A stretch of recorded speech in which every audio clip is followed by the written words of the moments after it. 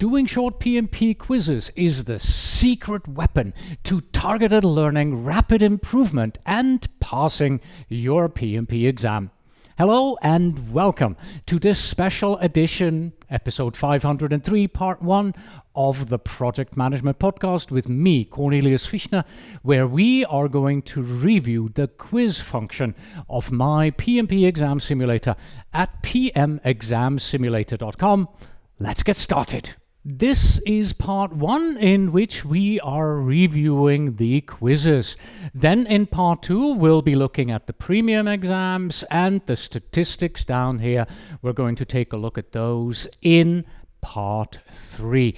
But first of all, why should you take short quizzes at all? Well, they allow you to really zoom in onto targeted checking of your studies. For example, let's say you have just finished learning about the business environment domain. So you now want to take a short quiz just with questions from that particular domain to see if you can apply what you have learned to PMP exam sample questions. So let's do exactly that. And we do this by clicking on this link here, Timed and Learning Quizzes, obviously. Right now we have to make 3 selections. First of all, do I want this to be timed with a countdown timer or learning without a countdown timer? And we are going to go for timed. Then, depending on the amount of time you have available, maybe over lunch you just want 10, or in the evening you may want to go up to 100 questions. This is a selection you're going to make. And we said we wanted to quiz ourselves on the business environment domain, so we're going to select this down here. And the next 3, I have a longer tutorial where I explain exactly what these are.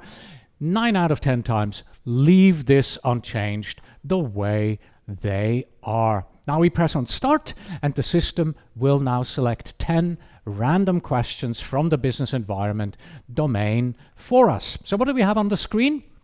You see a countdown timer right here and the fact that we are on question 1 of 10. Then down here, the end exam button, it does exactly what you think it does. It ends this exam. As well as, same with the next button here, does exactly what you think it does. So if I read the question, randomly select an answer and then press on next. We now also have a previous button, and you can see that I'm now here on question 2 of 10.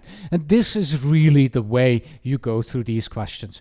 Read the question, select an answer that you think is correct. I'm picking one randomly.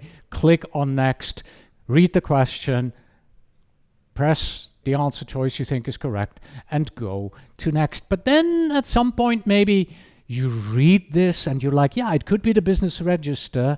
It could be the context diagram. Not quite sure what if one of these is correct. Not sure. I think this is it. So maybe I want to mark this, come back to it later, right? Yeah, I'm going to mark this here.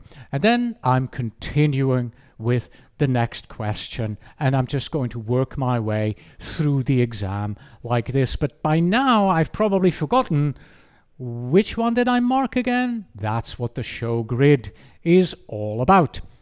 Here you can clearly see that 1, 2, and 3 as well as 5 are blue, which means they are answered, but question 4 is marked. So let's go back to it, because frankly, when I think about this question here, it's probably the requirements management plan that is correct. I'm going to unmark this, go back here, and in this way I can switch between questions. You can see relatively straightforward. I'm now going to select random answers here for questions 6 to 10, and I'll fast forward through that and I'll meet you at the end. Here we are on question 10. You can now also see that this is the last question. Please click end exam or previous. I still have to select a answer right here. In fact, I'm not going to answer this question here, because one thing I want to show you is what happens if I leave a question unanswered, right? So let's click the end exam button down here, And now the system tells me, hey, you have marked or unanswered questions. Are you sure you want to end? Yes, I'm very sure that I want to do this. End exam, which now takes me to my examination report. And oh my, I have failed randomly selected answers. I only got 1 out of 10 correct. And you can also see down here that we selected 10 questions from the business environment domain, which means we have nothing here and nothing here. This report, by the way, looks very similar to what PMI also gives you at the end of your real PMP exam. Here is what I wanted to show you. Because I didn't answer question 10, the question is automatically considered to be incorrect. So you definitely, even if you are not quite sure, want to select an answer and you want to guess if you have to. Now, 2 things. Your target should be around 75%. And now, the most important thing, spend at least the same amount of time reviewing your incorrect answer. So I would have to probably spend an hour going through these, opening up this question, reading the explanation, reading the detailed explanation, maybe watching this video here, maybe reading up the references that are presented here. So I really need to dig deep into why did I get these answers all wrong here. That is the most important thing to do. And now we're closing this window because we have now come to the end of part 1, and in part 2 we'll take a look at an exam. Thank you again for joining me. Until next time.